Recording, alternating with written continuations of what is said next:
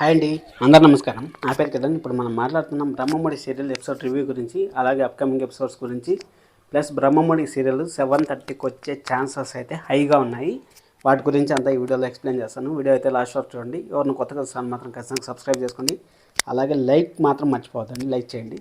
ఇప్పుడు మనము సీరియల్లో కానీ వెళ్ళిపోయినామంటే, సీరియల్లో నిన్న యామిని వాళ్ళ అమ్మ చెప్పారు కదా, యామిని వాళ్ళ అమ్మ ఏం చెప్పారు, దెబ్బ పడితే ఒకవేళ గాయం అయితే దానిపైన పుండు పైన కారం జల్లినట్టు ఉండకూడదు, వెన్న పూసినట్టు ఉండాలి అనేసి అక్కడ వాళ్ళ అమ్మగారు చెప్పారు. అమ్మగారు చెప్పేకుండా మన రాజుకి అయితే కార్ కీస్ అయితే తెచ్చిచ్చింది. కార్ ఎత్తుకొని నువ్వు ఎక్కడికన్నా వెళ్ళొచ్చు అనేసి రాజుకి అయితే ఫ్రీడమ్ ఇచ్చింది. ఫ్రీడమ్ ఇస్తే అప్పుడు మన యామిని పని ఎలాగైనా సొంతం చేసుకోవచ్చు కదా, ఈజీ చేసుకోవచ్చు కదా అనేసి యామిని అయితే ప్లాన్ చేస్తూ ఉంది.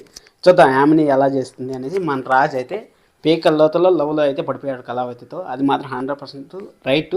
మనం దుగ్గరాల ఫ్యామిలీలో ఎవరు ముందు కదలరు అనేసి అనుకున్నాం. ఫైనల్గా అయితే అక్క చెల్లెళ్ళంతా ముందుకు కదిలారు. అలాగే సుభాష్ గారు కూడా మన ముందరకైతే కదిలి కావ్యతో ఒక మాట అయితే కలిపారు. అది ఏం మాట ఎక్కడ అనేసి మాట్లాడదాం. అక్క చెల్లెళ్ళు హ్యాండ్స్ ఆఫ్ అండి మీకు.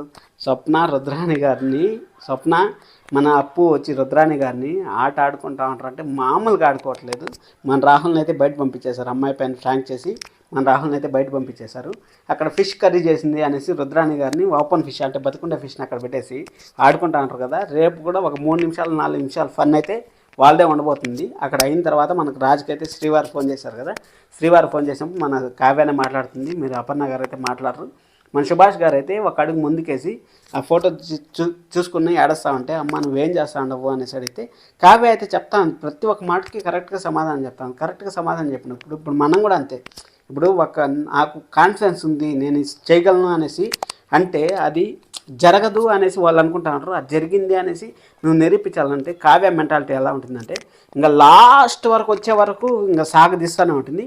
లాస్ట్కి వచ్చిన తర్వాత కావ్య దగ్గర ఏమైనా చేపిస్తారో డైరెక్టర్ గారు అంటే చెప్పిరు. అది ఆటోమేటిక్గా బ్లాస్ట్ అయిపోయి ఆటోమేటిక్గా వచ్చేస్తుంది. ఇప్పుడు మన మాయా విషయంలోనే అదే జరిగింది. మళ్ళీ మనకు మొన్న డబ్బుల విషయంలోనే అదే జరిగింది. కోర్టు విషయంలోనే అదే జరిగింది. రాజు కోర్టులో ఉన్నప్పుడు అదే జరిగింది. ప్రతి ఒక్కసారి అదే జరుగుతుంది. ఇప్పుడు కూడా రాజుకి కారు ఇచ్చింది కదా, ఒకవేళ మళ్ళీ యాక్సిడెంట్ జరగచ్చు, లేకపోతే ఏమైనా జరగచ్చు. రాజు గతం గుర్తొచ్చేసి ఆటోమేటిక్గా మళ్ళీ రాజు ఇంటికి వచ్చేస్తాడు. రాజు ఇంటికి వచ్చేసిన తర్వాత మళ్ళీ కావ్యకి రాజుకి గలాట్లు ఎలా ఉన్నాయో అలానే ఉంటాయేమో మళ్ళీ గలాట్లు చెప్పలేం కదా. ఆ విధంగా కావ్యాన్ని అయితే వాడుకుంటూ ఉంటారు. అది కరెక్ట్గా యూటిలైజ్ చేసింది లాస్ట్లో చేయరు అనేసి నా ఒపీనియన్. మీరేమంటారు కామెంట్ చేయండి. సరే అనేసి అది అయిపోయిన తర్వాత మన సుభాష్ గారు అయితే లాస్ట్కి అయితే వచ్చారు, కావ్యతో మాట్లాడారు. కావ్య అయితే బాగా సమాధానం చెప్పింది.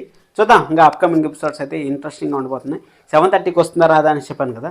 అసలు యాక్చువల్గా 6 o'clockకి భానుమతి సీరియల్ వచ్చింది కదా. భానుమతి సీరియల్ని ఎత్తి 1 o'clock వేసేస్తారు. 1 o'clockకి లేకపోతే టైం చేంజ్ చేస్తారని నాకు అనిపిస్తుంది.